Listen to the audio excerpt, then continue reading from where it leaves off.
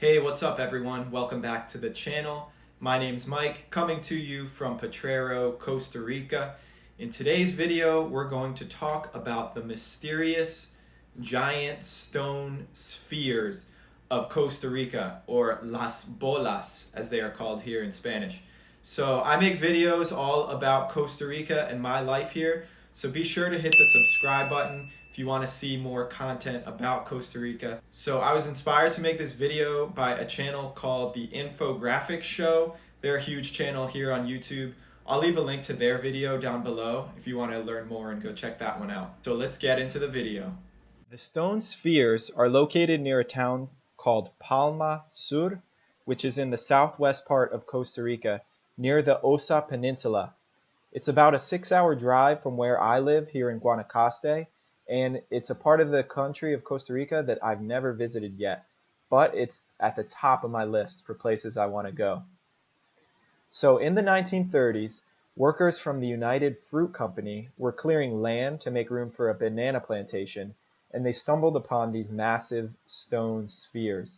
In total, about 300 spheres were discovered, with the largest being about 8 feet wide in diameter and weighing up to 15 tons. The stones were believed to have been first created around the year 600 by the indigenous Diquis culture. So there's a lot of mystery surrounding why and how the stones were actually created. When they were first found, a lot of people thought maybe something was being hidden inside the stones, like gold or some sort of, precious treasure. So they decided to blow up the stones or drill holes into them to try and find what was inside. But it was discovered that in the end, nothing was inside. They were just stone all the way through.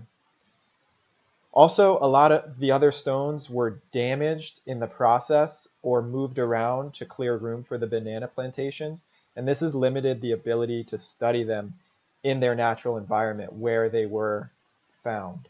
So in more recent years, there have been a lot of studies done on the stones, and as far as what they were made for and how they were made, the most widely accepted theory is that they were created and used for some sort of ceremonial ritual.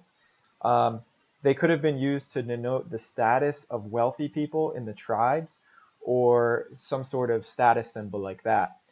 But how were these stones made without any modern technology? And how were they moved to where they were? So most of them are sculpted from a rock called gabbro, which is a very hard and heavy basalt rock. Most researchers think that they were constructed by hammering natural boulders with other rocks until they were able to carve out the shape of the sphere.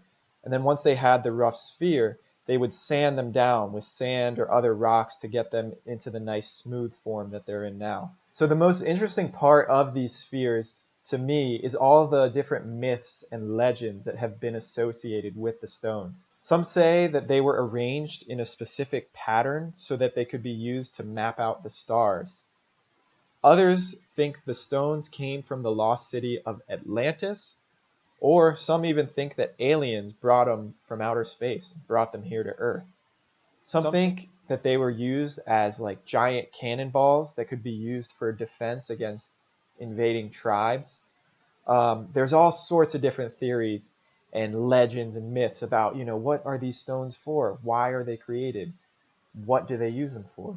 But whatever the truth is in the end, we'll probably never know completely, as the Diquis culture declined after the invasion of the Spanish in the 1500s.